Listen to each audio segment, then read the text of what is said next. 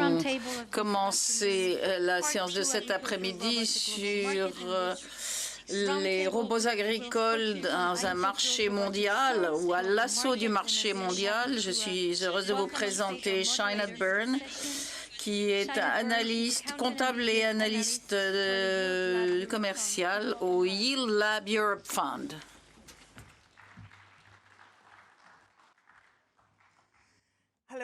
Bonjour, je suis Sinead Byrne du Yield Lab Europe Fund. Je serai le modérateur et j'ai l'intention de vous donner un bref aperçu de ce que fait ce Yield Lab. Nous investissons dans des start-up d'agrotechnologie à fort impact et nous leur donnons 100 000, 75 000 en cash et le reste en nature. Donc nous sommes un fonds d'accélération qui vous permet d'atteindre les points que vous avez besoin d'atteindre. Et l'idée est de vous aider quand vous commencez pour vous permettre d'arriver au point de commercialisation. Diapositive, s'il vous plaît. Diapositive suivante. S'il vous plaît. Est-ce que je peux avoir... Voilà. Donc, nous sommes un fonds mondial avec des bureaux en Europe, en Amérique du Nord, en la zone Asie-Pacifique et en Amérique latine à l'heure actuelle. À l'heure actuelle, nous avons déjà investi dans 45 sociétés du monde. Nous avons une énorme expérience et nous apportons notre savoir, notre expérience à chacune des sociétés que nous avons en portefeuille en les aidant dans leur parcours par du mentoring et en leur permettant de rencontrer les principaux acteurs de l'industrie. Nous investissons dans cette robotique agricole qui est un marché qui devrait croître. Le chiffre d'affaires devrait croître de 39% d'ici 2025 et ce, malgré toutes les limites. En fait, le fait d'adopter la technologie va permettre d'améliorer la production agricole afin de nourrir la population en pleine croissance. Et la robotique agricole va jouer un rôle vital aux différentes étapes du cycle agricole, telles que la récolte, l'irrigation, les semis et les semences. Alors, je vais demander aux membres du panel de venir jusqu'à moi.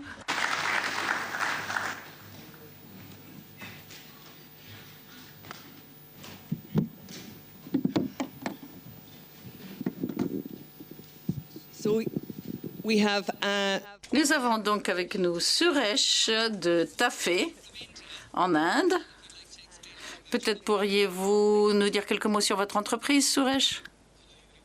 Bonjour à tous. Bonjour à tous. Je suis Suresh Murugesan. Je travaille chez Tafé depuis plus de 15 ans et j'y suis ingénieur en chef chargé des projets de précision. Nous travaillons sur les connecteurs et la connexion de précision pour les véhicules. Tafé, c'est tracteurs et équipements limités. C'est une société qui remonte à 1960 à Chennai, en Inde. Et nous avons un chiffre d'affaires de 1,3 milliard de dollars. Plus de 50 ans d'expérience de la conception, du développement, de la fabrication et de la vente des tracteurs qui travaillent dans des sols très différents. Tafé fabrique des tracteurs et de la logistique est le deuxième plus gros fabricant de tracteurs en Inde. Nous avons 33% de parts de marché et nous vendons 120 000 tracteurs par an. Nous travaillons avec différentes marques telles que Massey, Ferguson et d'autres. Et récemment, nous avons fait l'acquisition d'IMT, marque serbe. Tafé gagne la confiance de ses clients de par son portefeuille de produits et sa maintenance, à la fois des produits de qualité qui sont peu onéreux à l'entretien. Nous sommes aussi des partenaires et des actionnaires du groupe Arco. Et nous avons ainsi de longues relations avec les différentes parties prenantes par des pratiques commerciales justes. Tafé est un des plus grands fabricants au monde. 10% des tracteurs vendus dans le monde sont des tracteurs Tafé. Et enfin, et dans des moindres, nous cultivons à la fois les personnes, les valeurs et ainsi le monde. Merci. Christian, Merci. Christian, voudriez-vous nous dire quelques mots? Merci. Merci de votre présence. Mon nom est Christian Kirchhoff. Je suis propriétaire et directeur de la société Cult, qui a été créée en 1989 pour aider les agriculteurs qui font de l'agriculture biologique à modifier les outils. Et nous leur produisons des outils pour ce marché du bio, qui est un marché qui se développait très fortement en Allemagne. Et nous avons fait beaucoup aussi de formations sur le terrain. À l'heure actuelle, nous sommes dans la zone de Stuttgart, en Allemagne, où il y a beaucoup d'industries assez onéreuses. Nous ne fabriquons donc pas nous-mêmes. Nous nous concevons les pièces en interne et nous achetons à l'extérieur. Et nous vendons dans le monde entier, essentiellement en Europe, aux États-Unis, en Amérique du Nord dans son ensemble d'ailleurs.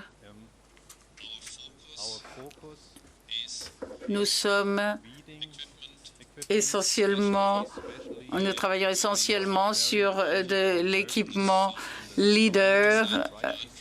Nous travaillons dans la zone à côté. Je ne sais pas si vous connaissez notre système qui s'appelle Crest Finger Weeders.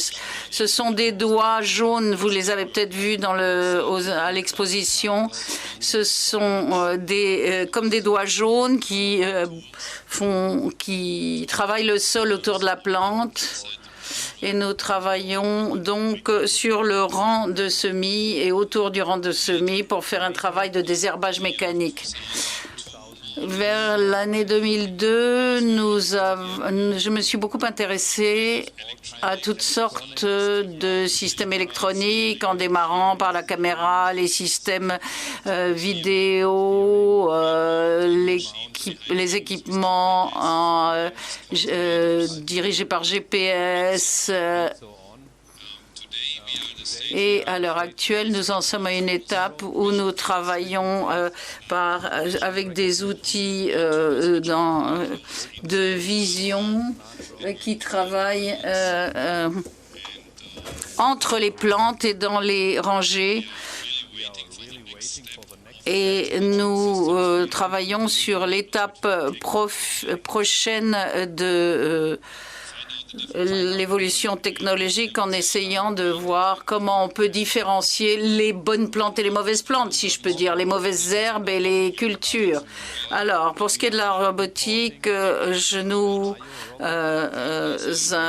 importons le Nayo en Allemagne, donc nous savons en quoi il fonctionne et quels sont les robots qui fonctionnent et leurs limites.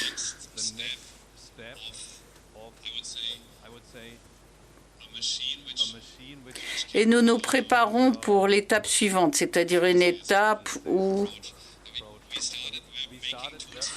comment puis-je dire les choses? Nous avons démarré la fabrication d'outils pour les tracteurs en 89.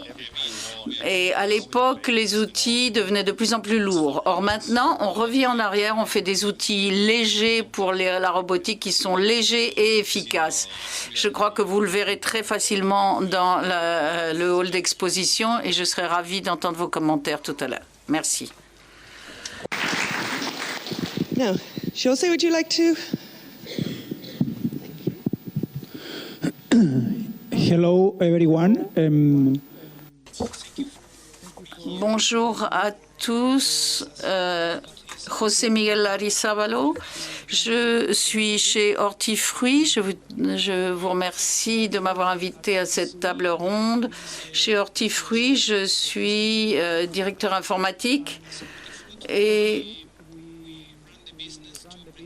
Hortifruit s'occupe essentiellement de la production de baies dans environ 40 pays dans le monde. Baies qui sont vendues sur les 5 continents. Nous sommes le plus gros producteur de baies au monde.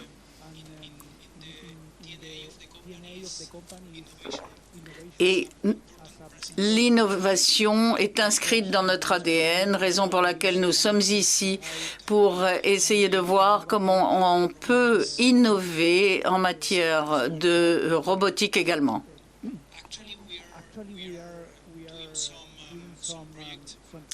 À l'heure actuelle, nous avons quelques projets axés sur la robotique. Nous travaillons également sur la surveillance préventive des cultures et nous menons à bien des recherches sur la manière dont on peut utiliser la robotique pour les récoltes et la manière dont on peut automatiser davantage la récolte.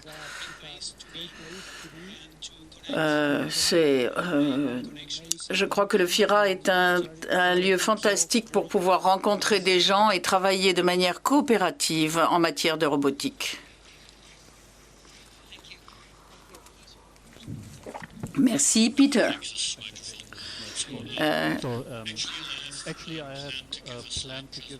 En fait, j'avais prévu de vous faire une petite présentation, puis on a décidé de ne pas présenter de diapositives et de simplement se présenter.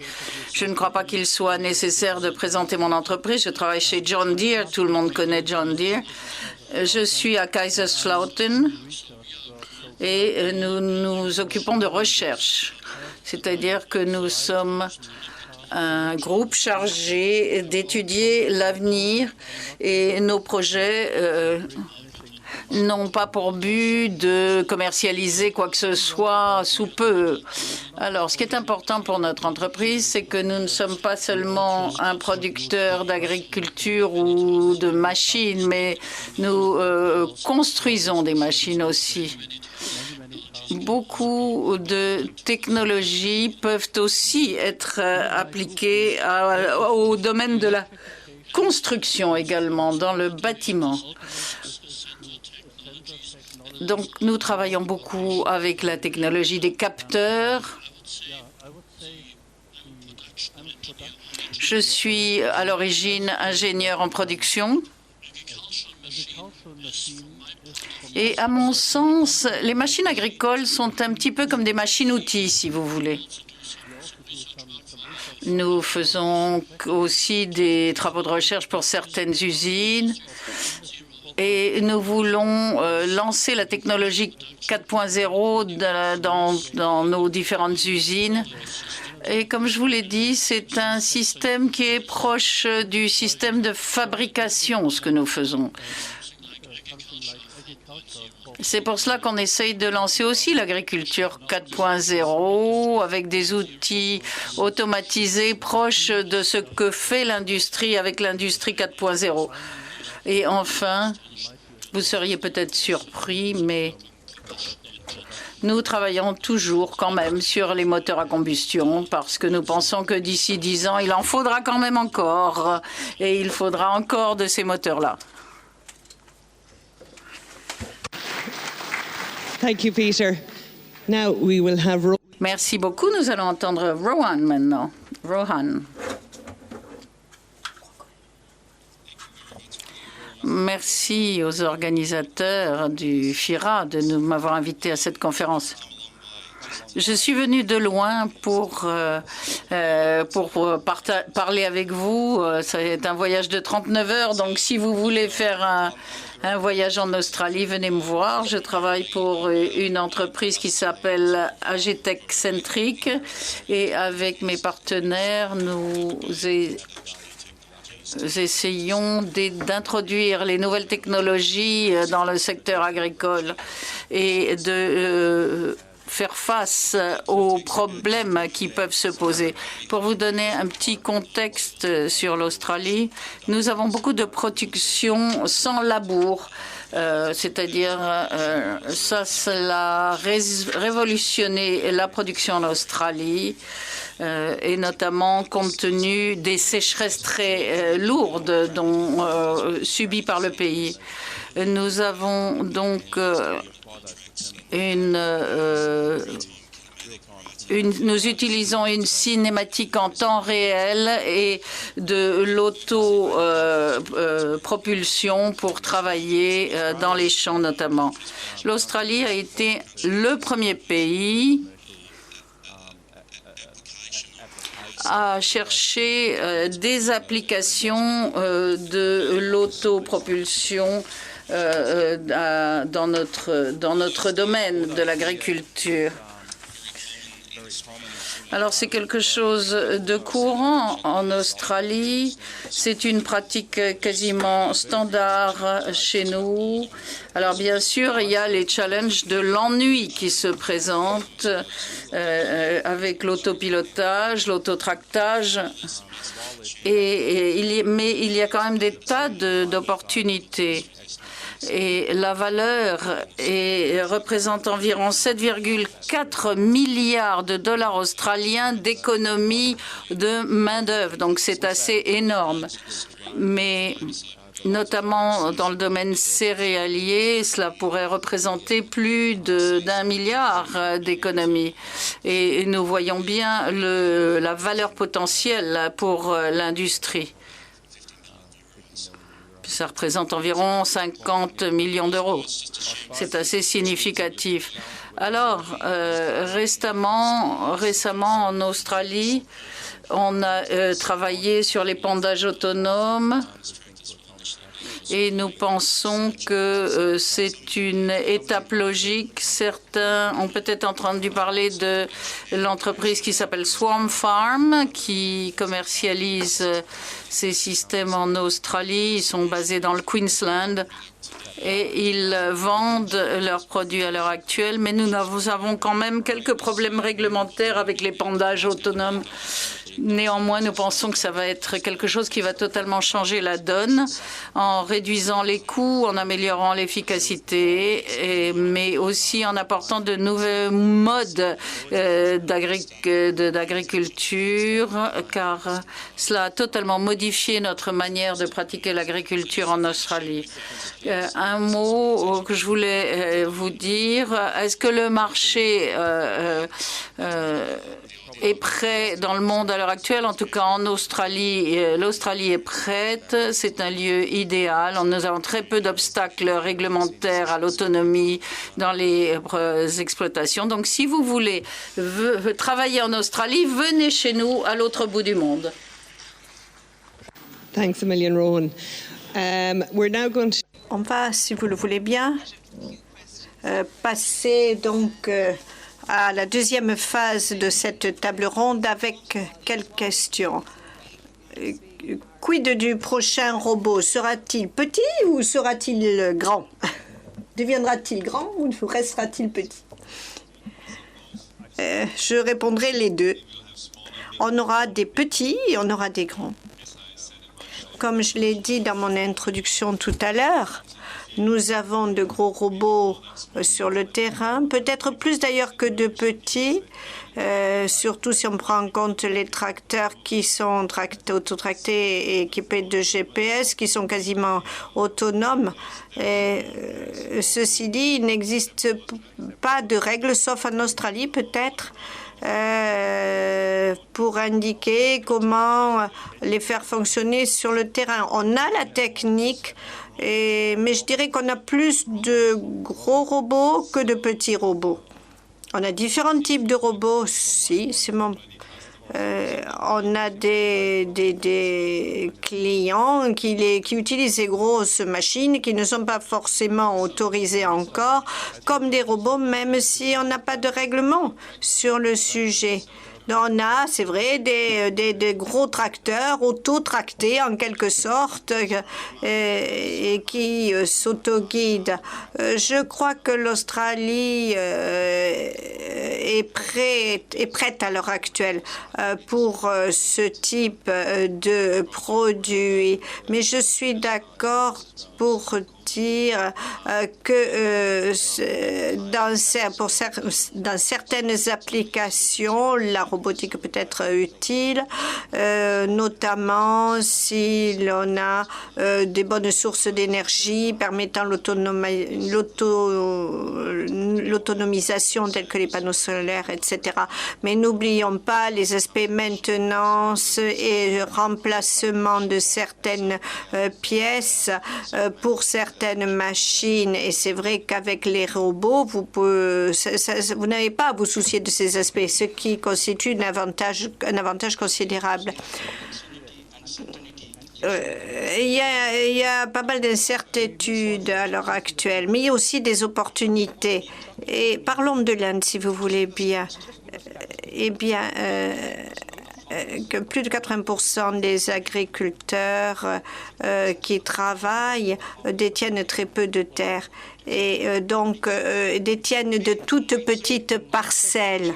Et toutefois, l'esprit des champs a changé. Vous auriez parlé robotique il y a quelques années, on vous aurait presque ri au nez, on vous aurait dit c'est preuve de concept et c'est tout. Mais les choses sont en train de changer. On a pas mal de projets, il y en a de plus en plus. Il n'y a qu'à voir l'expo ici. Ces projets sont très intéressants. Mais on parle de plus en plus de compactage. C'est vrai que les gens changent, évoluent. On a aussi les aspects rendement. Et si vous mettez l'accent sur le marché indien, par exemple, eh bien, je pense que les petits robots ont de l'avenir. Il y aura de la place pour les petits robots. Alors, je dirais petits robots en Inde, gros robots en Australie, c'est ça? Eh bien, alors, que dirais-je? Quant à moi, je pense que cela dépend des conditions. L'opportunité pour les petits robots ou les gros robots, c'est leur capacité à remplacer la main-d'œuvre humaine.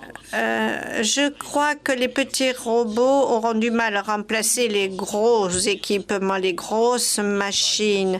Et je crois qu'un champ d'application des petits robots pourrait être les cultures à haute valeur, lorsque les structures d'exploitation sont petites et lorsque vous avez une grosse partie du travail qui pourra être faite par des robots et remplacer donc certaines des machines existantes. Mais ça ne sera pas facile d'obtenir un bon niveau et un nouveau niveau de productivité avec des petits robots. Donc je pense que les grosses machines devraient avoir une belle vie et ce pendant longtemps. Elles ne devraient pas être remplacées de sitôt. Qu'en est-il des défis liés à la robotique, les défis pour les agriculteurs, c'est-à-dire les coûts élevés et leur capacité à adopter ces nouveaux systèmes? Est-ce que je peux avoir votre point de vue? Quid de la faculté d'adaptation à ces robots et quid de l'élément financier des coûts de ces robots? Eh bien, nous avons trois défis: l'adaptabilité, le fait de pouvoir, la disponibilité, le fait de pouvoir s'offrir la chose. La dispo, ok. Les mêmes machines peuvent fonctionner. La disponibilité est où va être là? En ce qui concerne le fait de pouvoir s'offrir telle ou telle technologie, les choses sont fort différentes chez nous. On peut dire, allez, on a besoin d'une machine japonaise, mais au prix japonais. Alors, qu'est-ce qui va se passer? Et qu'en est-il de l'adaptabilité? Ça, c'est un gros défi. La communauté agricole en Inde exprime une forte demande pour cette technologie. Et je crois que ça sera créateur de business. Mais je crois nous avons vraiment ce défi, notamment ce défi du coût. Et si vous rendez des services aux agriculteurs, ça sera de leur permettre d'avoir un bon modèle de prix, sans cela, ça sera compliqué pour eux. Je vous ai parlé de l'adoption de ces systèmes par les agriculteurs australiens et je vous ai parlé c'est vrai qu'en Australie, nous avons relevé le défi. Nous pensons que l'introduction d'un système autonome sur un système tracteur existant peut avoir un futur aussi, peut offrir de nouvelles opportunités. Ceci prenant en compte les différents coûts que j'évoquais tout à l'heure lors de mon introduction. Et ceci dit, il va falloir attendre un petit peu pour savoir ce que les gens seront prêts à payer et quel va être l'investissement en termes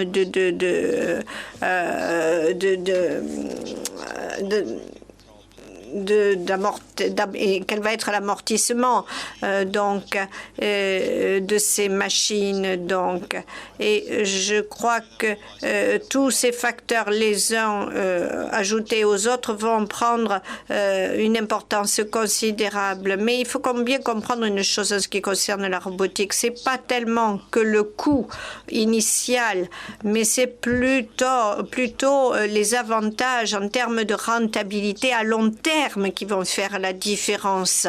Et il va falloir bien sûr affiner la façon dont on utilise les robots et adapter les méthodes, les techniques de culture pour s'adapter aussi aux robots. Il ne faut pas uniquement que le robot s'adapte à la culture.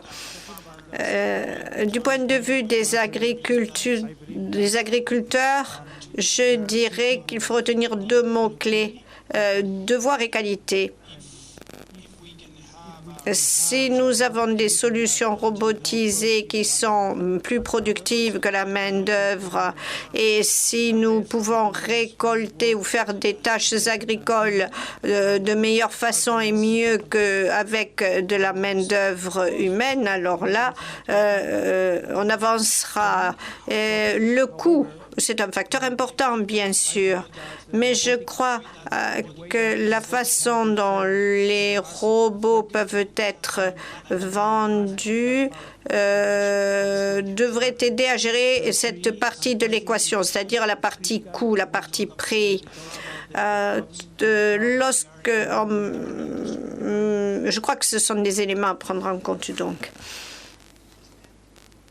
Vous voulez ajouter quelque chose, Peter? Merci. Je pense que le business model est très important. Et je crois qu'il faut fournir aux clients potentiels une espèce de package où on a le produit lui-même, l'équipement, mais tous les services que ce produit peut lui fournir. Le client doit pouvoir être convaincu et avoir confiance dans le produit qu'on lui propose. Maintenant, pour en revenir à mon dernier commentaire sur ces petits et gros robots, je voudrais ajouter que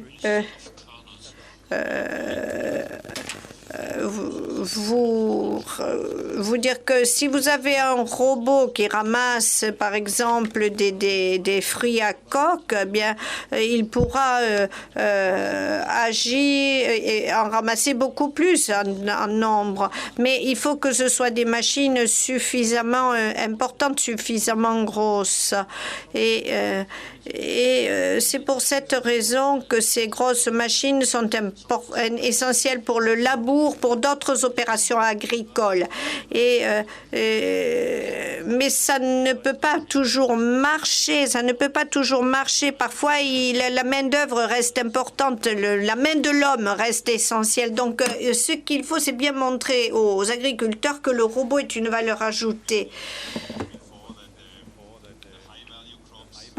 Bien sûr qu'on a des cultures à haut rendement qui sont des clients potentiels de premier rang, en quelque sorte, pour les robots.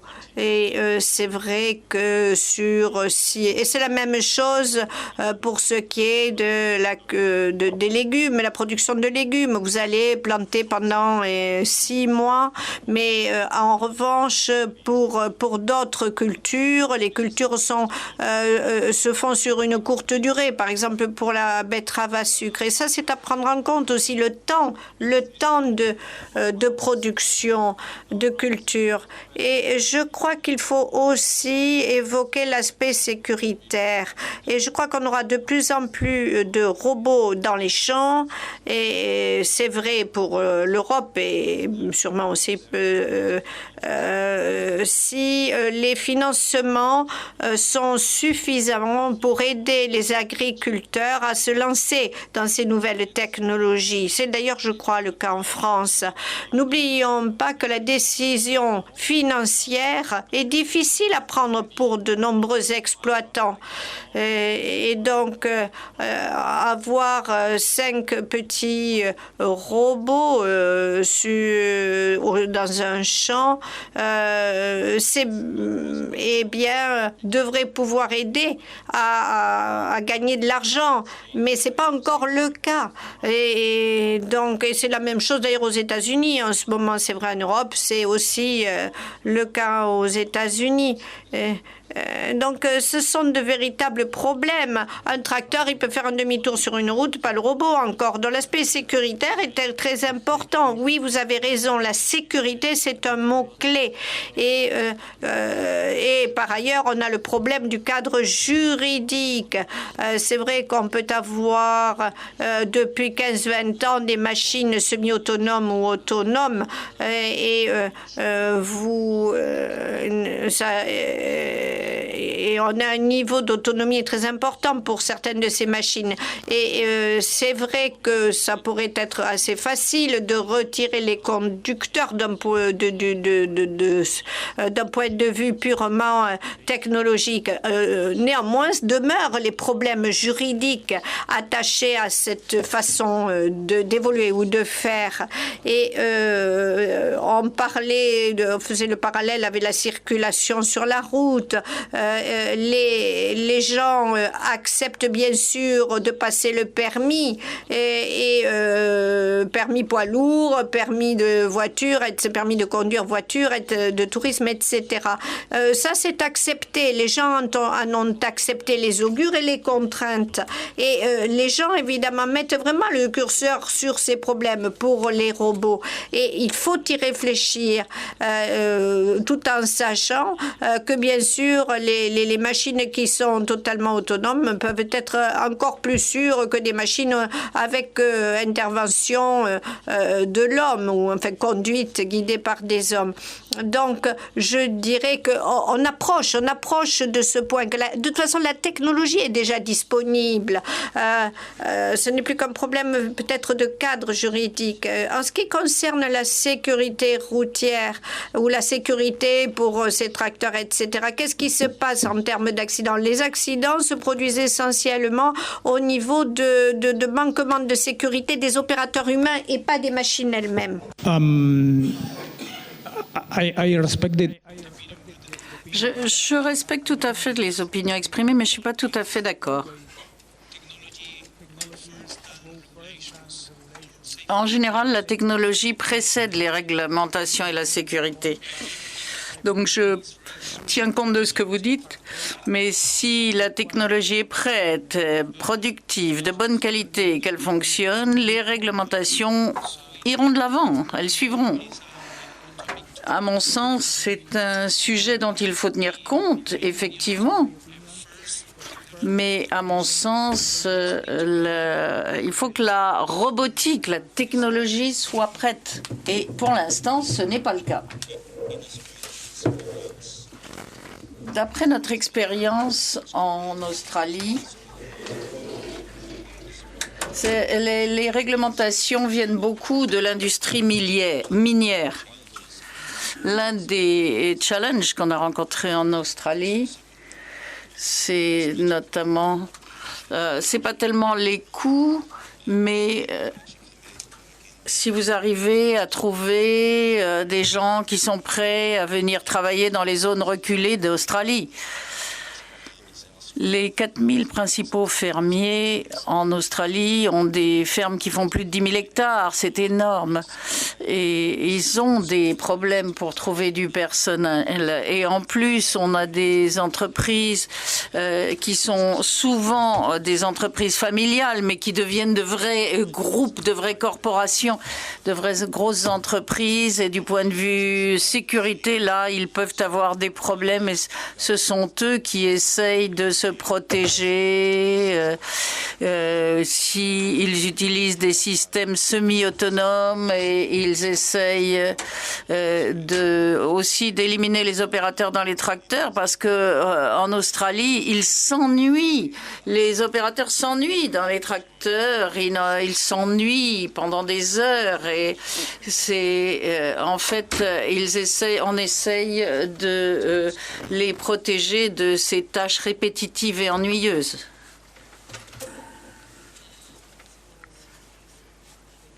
Donc, il s'agit de remplacer le travail manuel par un robot, en fait. L'un des points clés que j'entends constamment et que j'entends dans les différents pays, et je sais que c'est quelque chose qui va être abordé dans la prochaine session avec le côté assurance et juridique, mais à votre avis, comment va-t-on gérer ces problèmes ? Parce que ce qui va se produire, c'est que chaque pays aura sa norme. Est-ce qu'il ne faudrait pas trouver une norme mondiale uniformisée en matière de robotique afin que la technologie qui existe puisse être utilisée? Je rejoins ce que vous avez dit. Quand l'industrie est prête, l'industrie automobile est déjà prête. Et les robots aussi, et ils ont à peu près résolu pas mal de problèmes juridiques. Je suis pas d'accord avec ce que vous avez dit quand vous dites que les robots ne sont pas prêts. Il y a des robots, on pourrait commencer tout de suite, pas pour toutes les cultures, mais pour certaines cultures. Ça existe, c'est prêt. Nous avons des clients qui les utilisent, donc c'est faisable. Alors peut-être pas pour tous les objectifs, pas pour tout. Pour tout, il y a beaucoup de choses qui restent à faire, c'est sûr.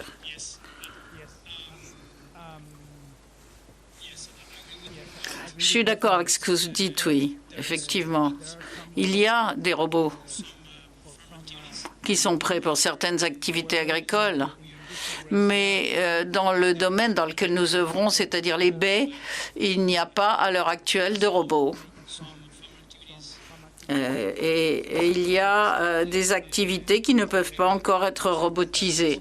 Par ailleurs, je pense que l'activité agricole que nous souhaitons le plus automatiser, c'est la récolte. Et c'est quelque chose de très complexe, que ce soit dans l'industrie du ramassage des baies ou dans toutes les autres. Donc, je ne peux pas vous répondre par oui ou par non. Ce n'est pas une réponse claire, blanc ou noir. Il y a des solutions robotiques qui existent, mais qui semblent plus développées pour certaines cultures que pour d'autres. Et pour moi, l'objectif final, quelle que soit la culture, c'est l'automatisation de l'ensemble des processus agricoles, et on n'y est pas encore. Hein. Si je peux faire une observation sur votre question concernant les normes, c'est une question de principe réellement. Face à l'évolution de la technologie,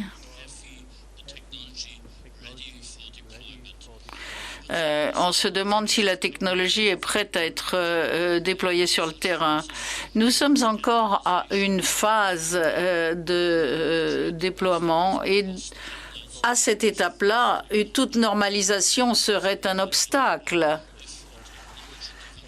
Car quand vous finalisez le développement de la technologie, vous pouvez à ce moment-là envisager la normalisation pour accroître la mise en œuvre de cette technologie qui est prête.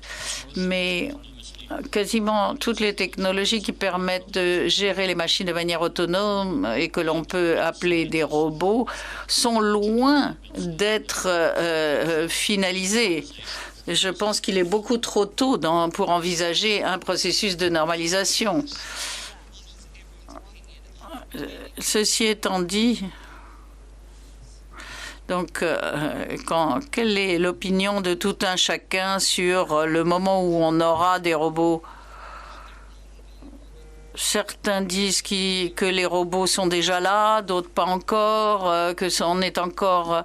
on n'a pas de cadre réglementaire. Quel est le cadre, le calendrier? Si vous me demandez si on a besoin de technologie, je dirais le besoin est déjà dépassé. On en avait besoin. Mais encore une fois, je voudrais dire, un robot, ce n'est pas un produit qu'on va vendre comme ça et oublier, qu'on va lancer sur le terrain. Nous vendons ce produit pour une organisation agricole avec un cycle qui est fixe. Si vous ratez le cycle et le calendrier, le fermier ne va pas avoir sa récolte. Et donc, je dirais qu'à ce stade, la technologie est éprouvée, elle marche très bien, avec des ingénieurs en mécatronique. Mais pour ce qui est des agriculteurs, quand ça ne marche pas et qu'il veut désherber au moment du désherbage, qu'est-ce qui se passe? Le désherbage contribue pour quasiment 30% aux pertes de rendement. Si le désherbage n'est pas fait au moment où l'agriculteur en a besoin, alors il n'a rien. Donc, la normalisation et la réglementation vont être une chose fantastique, mais quand le produit sera prêt. Prêt, je veux dire, à tous les aspects, c'est-à-dire que tout est l'appareil est prêt, le service suit, la maintenance suit. Parce que l'agriculture, ça fonctionne pas comme ça, hein. Il faut un calendrier précis et des cycles précis. Si je peux en revenir à votre question, j'ai eu le sentiment que vous me posiez la question à moi. Je dirais que je n'ai pas de boule de cristal. Néanmoins, bien souvent, dans bien des cas, la technologie se développe tout doucement, et puis tout à coup, on arrive à un tournant et on passe d'une croissance lente à une croissance exponentielle et on ne sait pas exactement où se trouve ce tournant. À mon avis, ça sera la deuxième moitié de la prochaine décennie, mais c'est très personnel comme idée, je n'ai pas de boule de cristal. Ce que je peux vous dire au point de vue australien, c'est que techniquement, la commercialisation a déjà commencé pour des machines totalement autonomes, c'est-à-dire il n'y a personne dans le champ. Mais je dirais que 2020 va être vraiment l'année clé pour la commercialisation en Australie parce que le marché est prêt.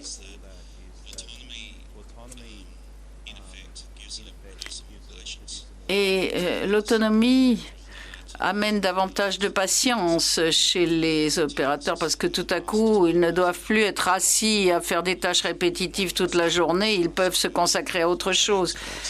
En Australie, nous exportons 70% de tous les aliments que nous produisons. Nous ne les consommons pas sur place.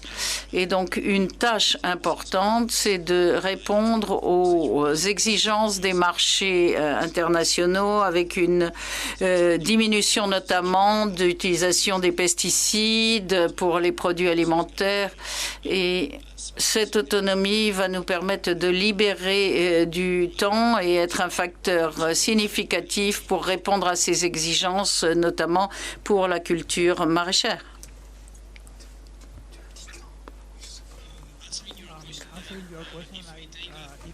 Pour répondre à votre question, si j'adopte une attitude positive, je dirais que cela c'est pour d'ici 3 à 5 ans.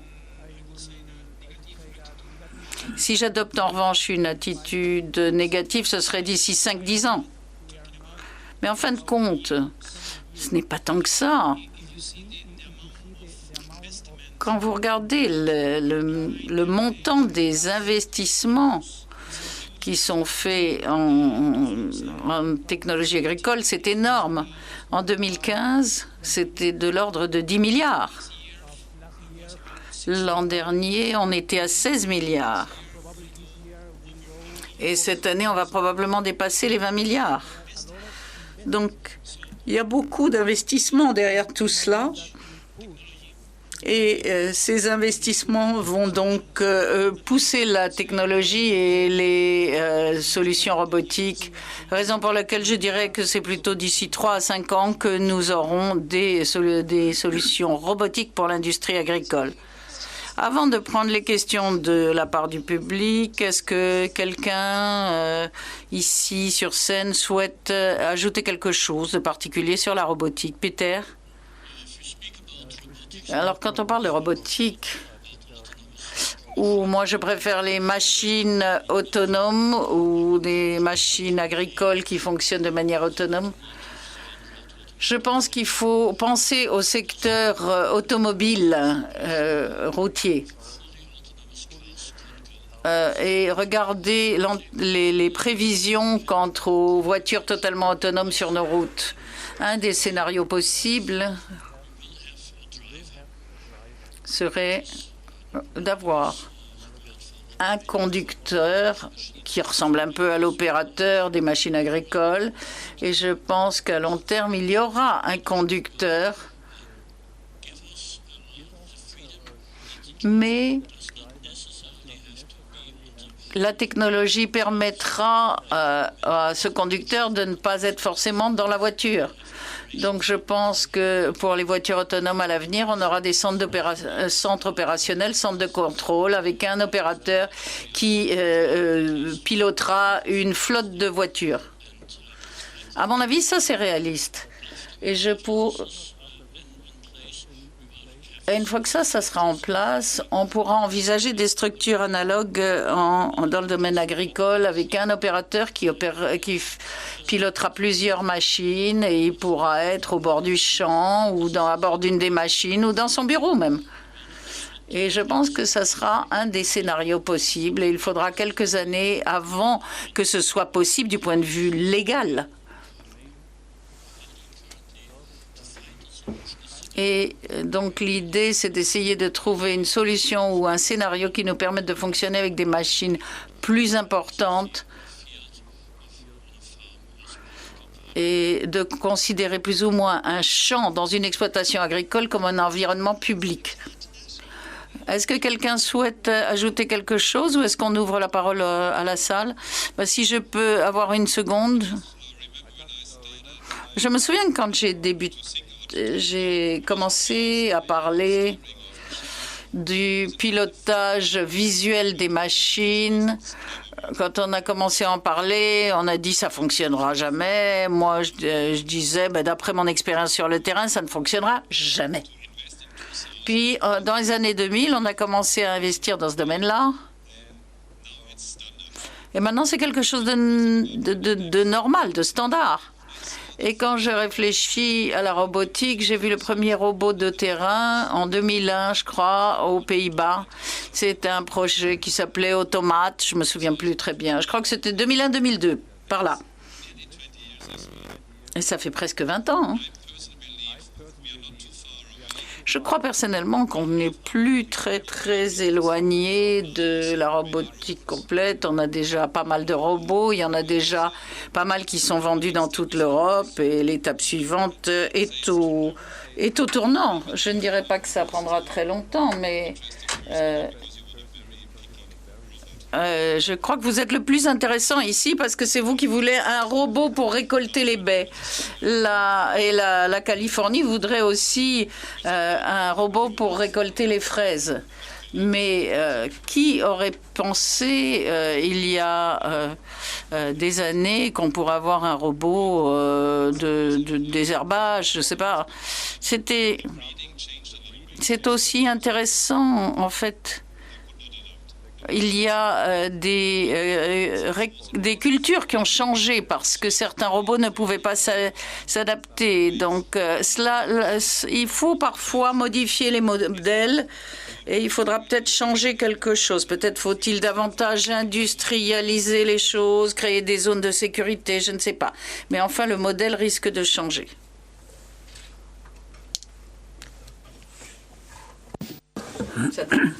Eh bien, dans un environnement indien,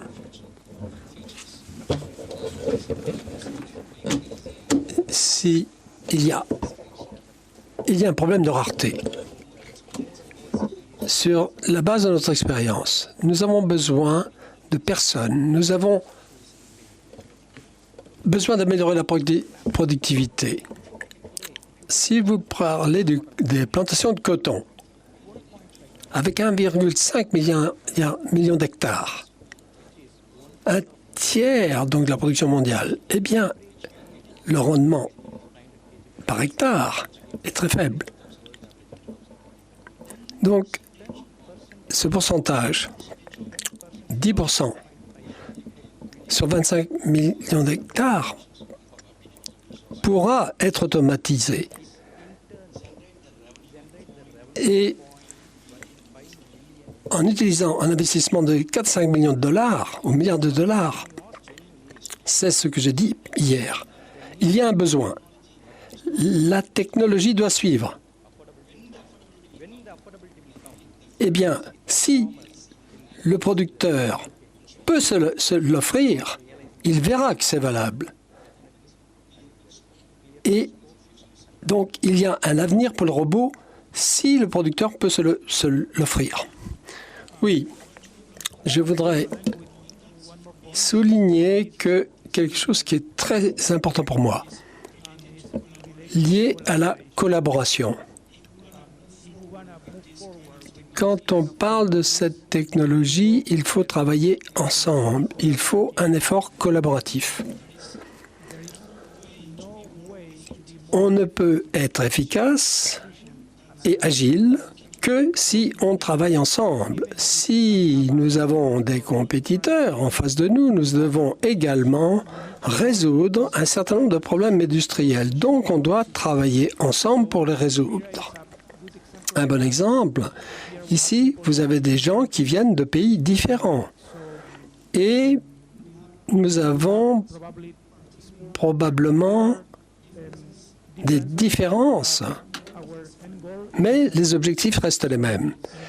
Grâce aux universités, eh bien, les producteurs ou les sociétés, les universités, les producteurs doivent tous collaborer afin d'être plus efficaces et de faire en sorte que la robotique marche dans les champs.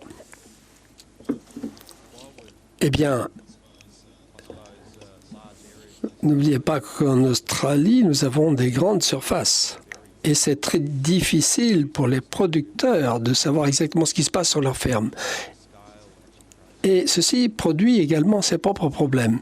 Ce qui m'intéresse dans cette conférence, et c'est pour ça que je suis venu, ce n'est pas tellement l'aspect plateforme robotique, mais la façon dont on peut surveiller les cultures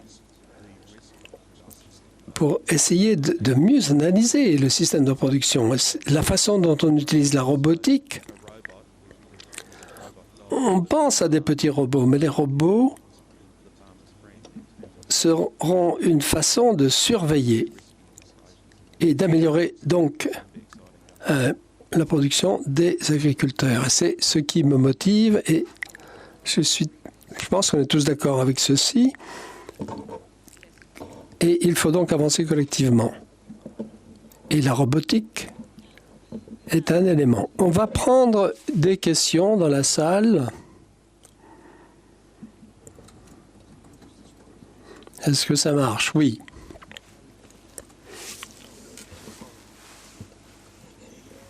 Eh bien,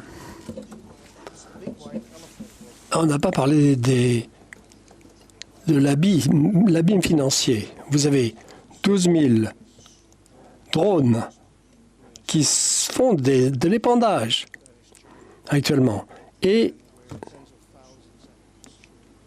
vous avez ces équipements qui sont intégrés dans un système télématique. Donc, le rêve de Dr. Plicker, où quelqu'un peut donc gérer une flotte, ceci est déjà mis en œuvre en Chine, gérer une flotte donc à distance. 12 000 drones qui ont ce type d'application en Chine, avec un ordre de grandeur 2 ou 3 fois plus grand que ce que NIO a pu vendre. Est-ce que nous avons analysé suffisamment ce qui se passe en Chine? Est-ce qu'on est à l'aise avec ce problème? Est-ce qu'on parle des bonnes choses? Ou est-ce qu'il y a une possibilité que dans 3 ou 4 ans, la Chine va nous surprendre tous avec une nouvelle flotte de robots, tout comme ils l'ont fait avec les drones. J'ai assisté à une conférence à Sydney, Agricontrol 2000, une conférence donc qui s'intéressait donc au sujet académique avec 50% de conférenciers qui étaient chinois. Et donc, ils sont très en avance sur le développement non seulement des systèmes aériens, mais également des systèmes de récolte et de surveillance. On est très impressionné par les défis que je vois avec l'utilisation des drones en particulier est très différent des véhicules terrestres, en ce sens que dans leur pays, l'espace aérien est très peu réglementé. Et donc les autorités, il n'y a pas beaucoup de réglementation donc au niveau des robots au sol.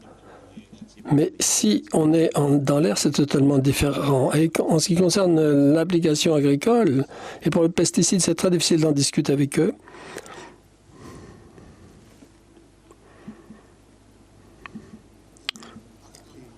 Le continent africain s'intéresse à cette question. Dans les pays subsahariens, la contribution de l'agriculture est extrêmement importante au niveau du PIB. Et c'est très important. Donc, les fabricants s'intéressent à notre continent. Est-ce qu'il y a un intérêt pour promouvoir la robotique en Afrique pour les producteurs, les exploitants agricoles africains? Est-ce qu'il y a quelqu'un qui voudrait répondre à cette question?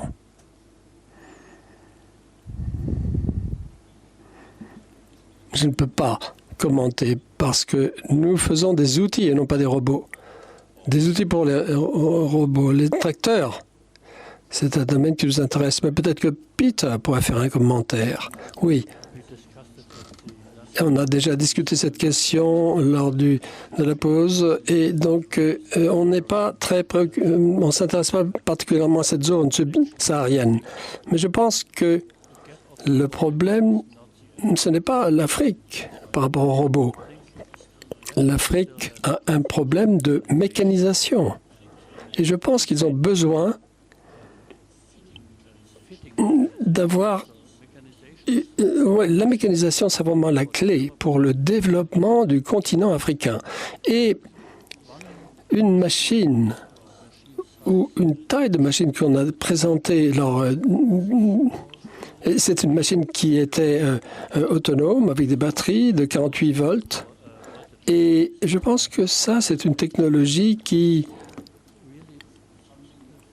offre quelque chose de réaliste pour les besoins de l'Afrique. Parce qu'on peut facilement adapter cette machine et la recharger facilement avec un transformateur avec Et pour 2 ou 3 000 euros, vous pouvez avoir un système qui va fonctionner de manière assez autonome et qui, avec des petits ajustements et en utilisant l'énergie solaire. Et je crois que c'est une bonne façon de remplacer les machines actuelles qui, dans bien des cas, n'ont pas 4 roues, mais 2 jambes. Donc, bien sûr, si nous avons une machine électrique, eh bien, on peut considérer qu'elle soit autonome et guidée par le GPS. Ce n'est pas un problème technologique. C'est un problème de business case et de localisation et de voir quels sont les besoins du village. Eh bien, passons aux exploitants. Comment maîtriser la technologie? Comment est-ce que les robots peuvent nous aider? Par exemple, à travers des traites automatisées, des vaches, par exemple.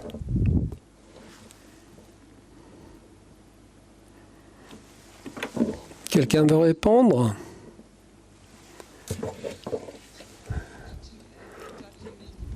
Est-ce que vous êtes en train de parler donc des salles pour la traite des vaches? I mean, one of the issues we have nowadays is the mastery of technology. Comment maîtriser la technologie? Comment est-ce qu'on peut utiliser ces nouvelles machines et équipements? Faire des robots, ces robots sont déjà allemands depuis 20 ans dans les fermes et on a une certaine expérience sur la façon dont la traite se fait. Comment ces robots sont intégrés dans la façon de réfléchir des exploitants agricoles. Est-ce que les robots peuvent, pour les champs, pourraient justement utiliser l'expérience qu'on a acquise auprès de la traite? Personne ne répond. Bon, vous êtes en train de toucher un point très sensible. L'éducation est très importante à ce niveau-là. Mais ce n'est pas simplement l'éducation concernant les robots. Nous parlons également, pas seulement des robots, mais également de l'automatisation de l'ensemble des processus sur l'exploitation. Donc, c'est le smart farming, c'est ce genre de choses, mais faire en sorte que l'exploitation agricole soit très automatisée, avec un système de production très automatisé, ce qui nécessite l'introduction de nouvelles technologies. Et pour les producteurs, il faut que des organisations gouvernementales telles que l'université consultent les organisations professionnelles. Il faut donc enseigner et leur dire aux exploitants comment appliquer les technologies au niveau de leur exploitation. C'est donc très important d'amener ces technologies à court terme sur les exploitations. Et ceci prend du temps. Nous n'avons pas nous n'avons pas toujours la possibilité de le faire, mais je pense qu'il faudra encore un certain nombre d'années pour le faire.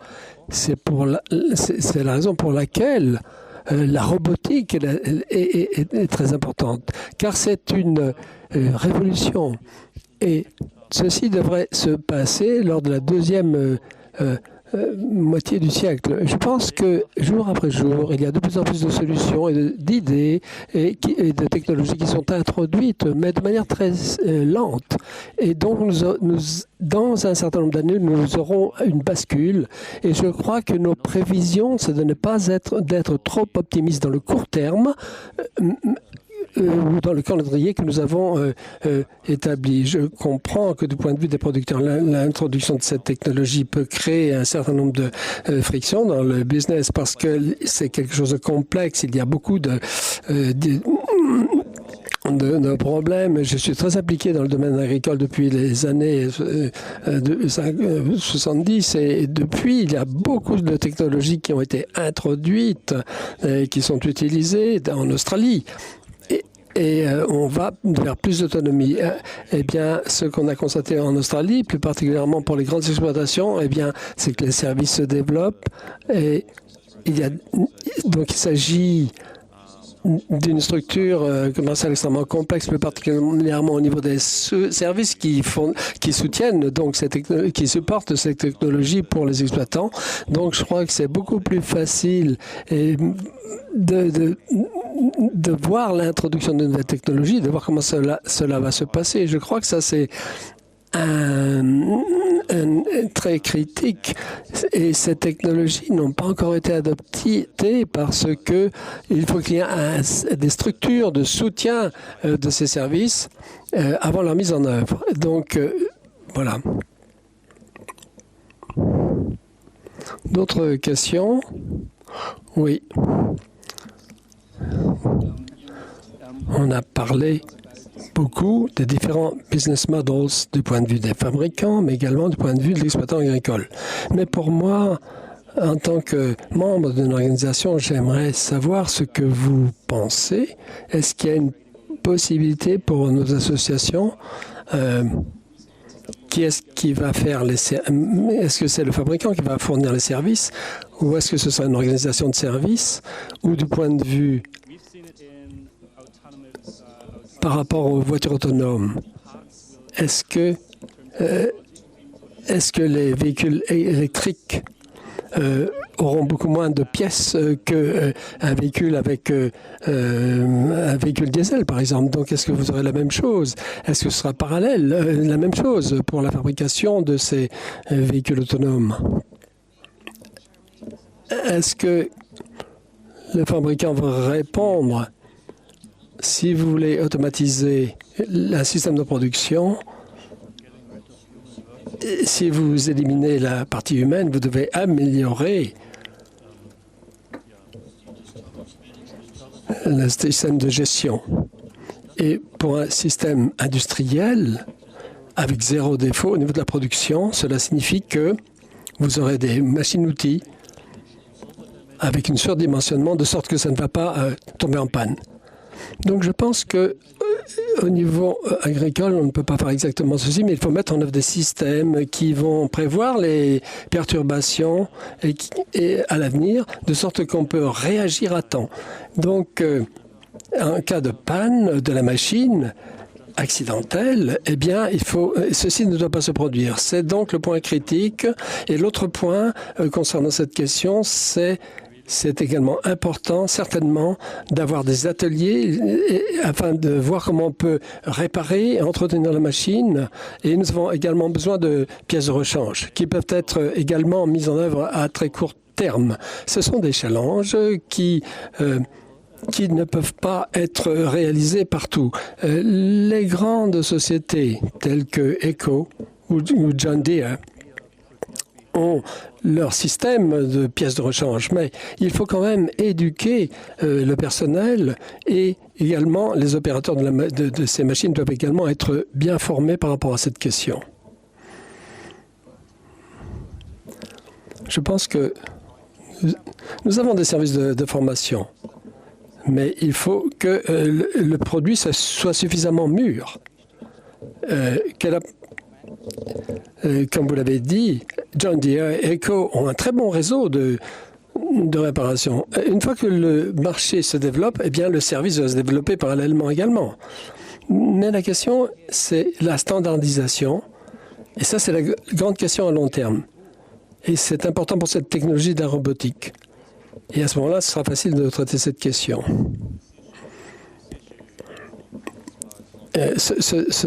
Ce problème revient également chez nous. Il faut fournir donc des recommandations aux exploitants agricoles par rapport à ces questions. Donc, bien sûr, il faut en discuter avec les membres. Et la question donc de la disponibilité des pièces de rechange à long terme est très importante également. Quand vous avez un tracteur qui est assez âgé, eh bien, qui va être responsable précisément pour avoir la garantie à long terme? Et quand tout est neuf, bien sûr, tout marche bien, c'est fantastique. Et vous avez un soutien logistique. Mais quand vous avez un tracteur qui a été construit en 1936, et on peut encore obtenir des pièces. Donc, un tracteur de John Deere, c'est formidable. Mais la question est bien là. Est-ce qu'il y aura donc, dans le temps, on maintiendra le service des pièces de rechange? D'autres questions? Une autre question? Très rapidement. Une question.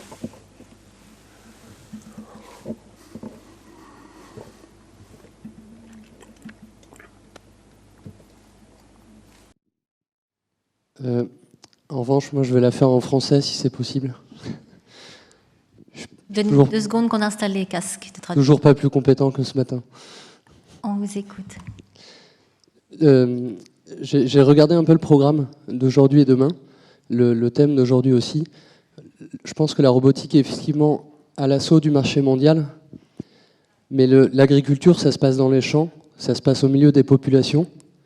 Aujourd'hui, en France, on y est confronté au niveau des choix de notre mode d'agriculture.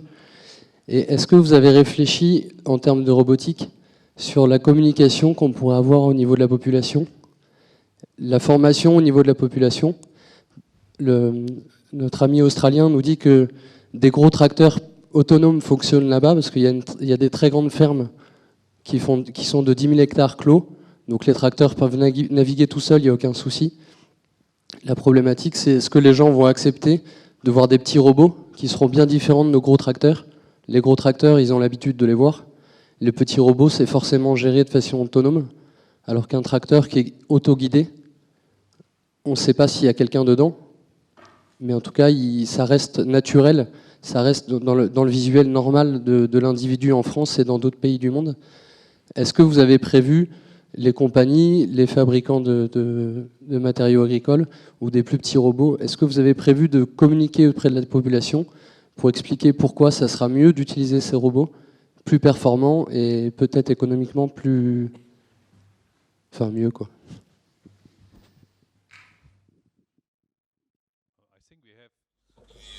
Je crois qu'à l'heure actuelle, on a déjà des robots dans les jardins privés, dans les maisons. On a déjà des aspirateurs robots et des tondeuses robots. Pour ce qui est des plus grosses machines, je ne vois pas franchement le problème du point de vue, en tout cas, des Allemands. En Allemagne, je ne crois pas qu'il y ait de vraies discussions là-dessus.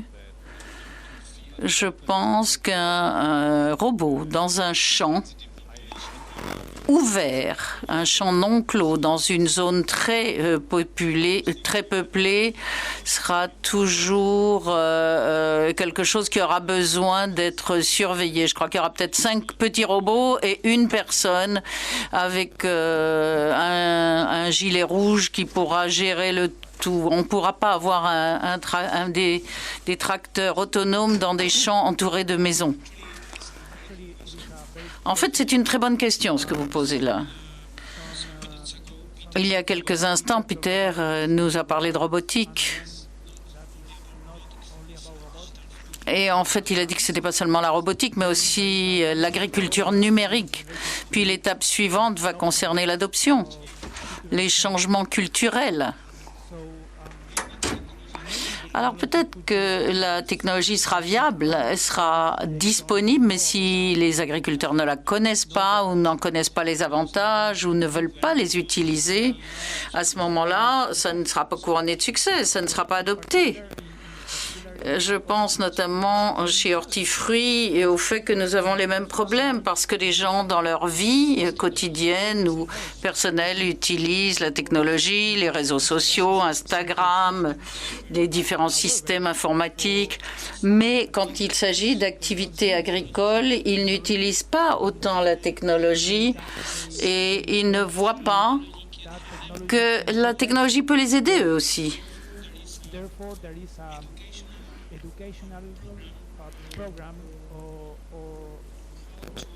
how to learn.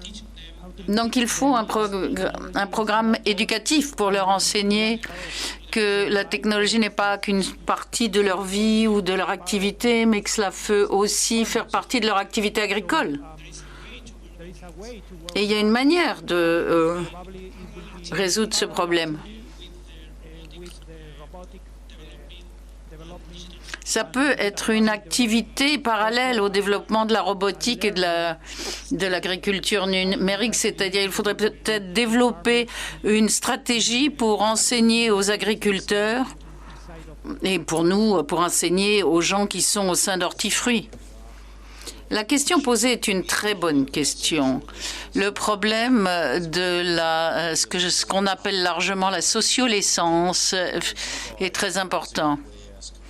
Dans les villes où il y a des petits agriculteurs qui commercialisent leurs produits, on fait des conférences sur ce sujet de l'introduction de la technologie. Et il n'y a pas eu tant de préoccupations émises sur le risque et la sécurité, parce que les gens connaissent ces petits robots, ça c'est déjà quelque chose d'accepté. Mais la grosse chose qui a été discutée dans les communautés locales, c'est comment est-ce que ça va changer le tissu social de la communauté, la structure d'emploi, le travail que vont faire les personnes dans cette communauté. C'est le type de discussion qui ont actuellement lieu en Australie, et ça peut être très transformant et très perturbant dans la manière dont les communautés locales œuvrent ensemble. Et ce sont des conversations qu'il faut avoir, des discussions qu'il faut avoir. On a beaucoup parlé avec des associations d'agriculteurs ou des gouvernements et un peu tout le monde, non pas tant de la robotique que du smart farming, comme on peut l'appeler, de l'agriculture smart. Et cela signifie notamment les machines autonomes, les robots et tous ces sujets sociaux et politiques. Et quand vous regardez dans les journaux, tout cela est largement discuté, et notamment le smart farming qui a ramené l'agriculture sous la loupe du public.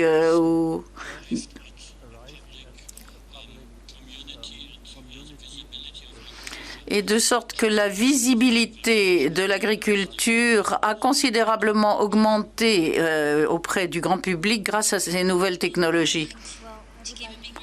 Je pense qu'on peut largement applaudir les membres de notre table ronde. Très intéressant. Merci.